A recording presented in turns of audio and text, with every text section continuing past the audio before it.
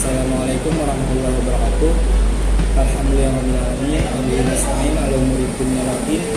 Wassalatu wassalamu ala asyrofil anbiya wal mursalin sayyidina wa maulana Muhammad wa ala alihi wa ashabihi ajmain. Perkenalkan, nama saya Muhammad Zulkarnain dengan NIM 1901 dari Pendidikan Agama Islam lokal C, konsentrasi akidah ahlak angkatan 2019 dengan mata kuliah pembelajaran pada anak berkebutuhan khusus atau MTK yang diampu oleh dosen Bapak Barakatul Amin SPDI MA.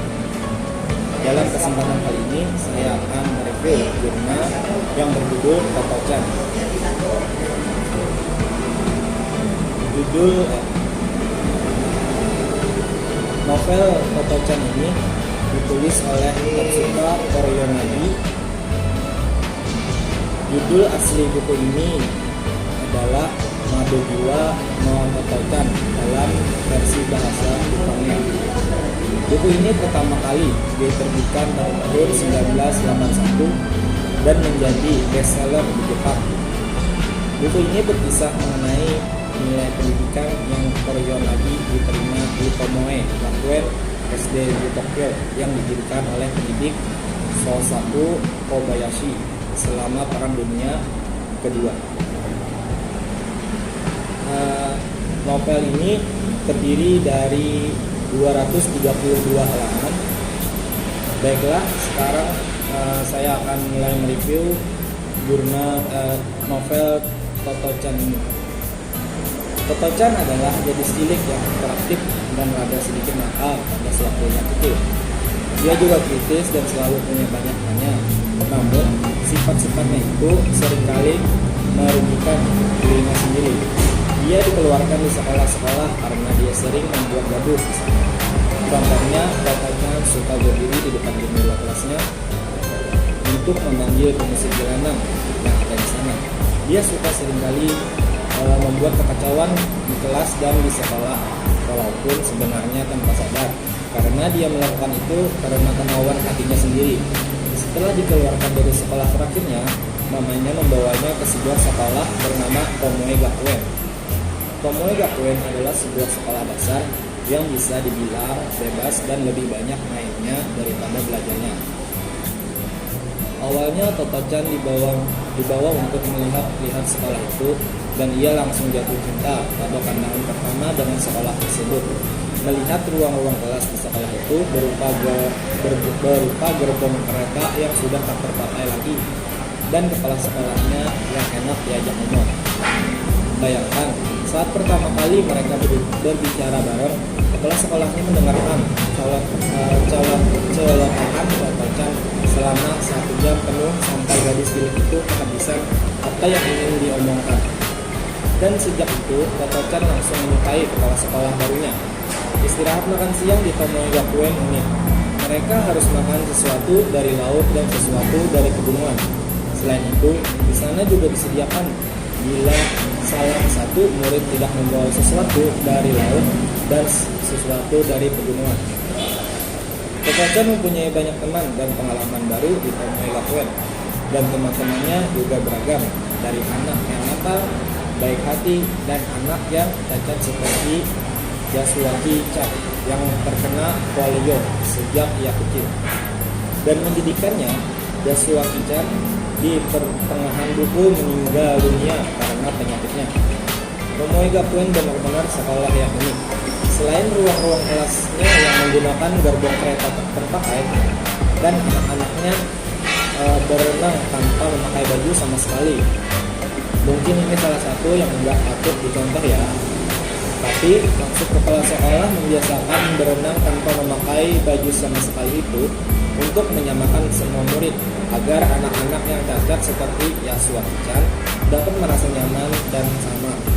Selain itu, ada hari olahraga dan pelajarannya juga pun unik. Kepala sekolah dan guru-guru membebaskan anak-anak untuk memilih mata pelajaran yang mereka mau pelajari. Bahkan mata pelajaran bermain pun juga dibolehkan. Selain kejadiannya Suakitan meninggal, ada satu kejadian lagi. Anjing kesayangan Toto-chan, Rocky, hilang, dan sampai sekarang Rocky nggak pernah ditemukan lagi. Walau endingnya berakhir lumayan sedih, yaitu Tomoe Gakuen terpaksa ditutup karena perang dan semua muridnya mengungsi, tapi buku ini bagus dan recommended sangat. Setelah perang kemudian Tomoe Gakuen dilahirkan kembali dan alumni siswanya juga masih reuni. Dan Akabu Tetsuko Toto-chan versi dewasa saat ia kembali ke tempat Tomoe Gakuen dulu berdiri, sudah dibangun sebuah tempat parkir di sana. Sedih akan melihat sekolah kesayangan kalian telah hilang diganti bangunan baru. Toto-chan adalah anak kecil dari Tetsuko Koreanagi. Toto-chan sewaktu kecilnya seringkali berganti sekolah, bukan karena ia tidak pintar, hanya saja ia memiliki rasa ingin tahu yang sangat besar dan tidak akan berhenti sampai rasa ingin tahunya itu terpuaskan. Seperti saat ia berdiri di jendela menunggu kedatangan kelompok musik jalanan karena ia sangat menyukainya padahal jam pelajaran sedang berlangsung. Toto-chan seorang gadis cilik yang dicap nakal atau pengacau oleh para guru dikarenakan seringkali melakukan kegiatan aneh sehingga mengganggu ketentraman kelas. Akhirnya mereka sepakat untuk mengeluarkannya dari sekolah.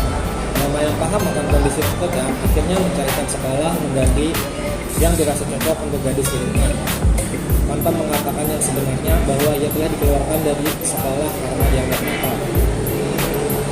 Memahami kisah Toto-chan dari awal hingga akhir akan menunjukkan kepada semua orang yang membacanya bahwa betapa pentingnya peran pendidikan dasar dalam pembentukan karakter dan kepribadian pada anak-anak. Pendidikan dasar yang baik akan membentuk mental dan kejiwaan anak yang sangat berpengaruh terhadap masa depan dan masa depan. Seperti di dalam kisah ini dikisahkan betapa biasanya Toto-chan dengan cara sekolah di Tomoe. Cara makan siangnya, kegiatan jalan-jalan ke alam yang bukan saja sebagai kegiatan refreshing, namun juga menjadi kegiatan belajar hari olahraga yang unik dan tidak biasa, sikap bijak dan kejujuran kepala sekolah kepada para guru dalam mendidik anak-anak di sekolah itu, yang tidak akan dijumpainya di sekolahan lain. Melalui kisah Toto-chan ini, secara tidak langsung kita diajak membuka mata hati kita bahwa proses pendidikan yang sebenarnya itu bukan semata-mata dilakukan dalam sebuah ruangan tertutup atau yang biasa disebut dengan kelas, melainkan bisa dilakukan di mana saja, misalnya seperti di lorong, di taman-taman dan di taman-taman lain dan lain sebagainya. Karena pendidikan pada dasarnya dapat dilaksanakan di mana saja, kapan saja, dan oleh siapa saja. Selain itu, pintu hati kita juga seakan dibentuk untuk mengakui bahwa seorang anak yang secara umum berperilaku agak menyimpang atau nakal sulit diatur. Bukan berarti dia bodoh dan benar-benar nakal. Hanya saja untuk anak tersebut memang memerlukan media dan metode yang berbeda dalam proses belajarnya. Hal inilah yang menuntut kejelian para orang tua dan guru. Jadi ada banyak nilai moral yang akan kita dapatkan saat membaca buku ini. Kisah keseharian Toto-chan dengan beragam aksinya menjadikan buku ini penuh warna. Saya yang notabene sudah dianggap cukup dewasa, tak jarang dibuat tertawa juga menangis saat membacanya. Toto-chan ini sangat layak untuk dibaca, terutama untuk para orang tua, juga para guru atau pengajar.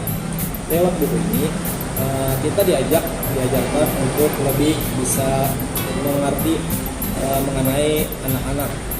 Satu lagi, buku ini tidak membosankan dan tetap menyenangkan walau dibaca berulang-ulang. Sekian review novel Toto-chan dari saya. Salah dan khilafnya mohon dimaafkan.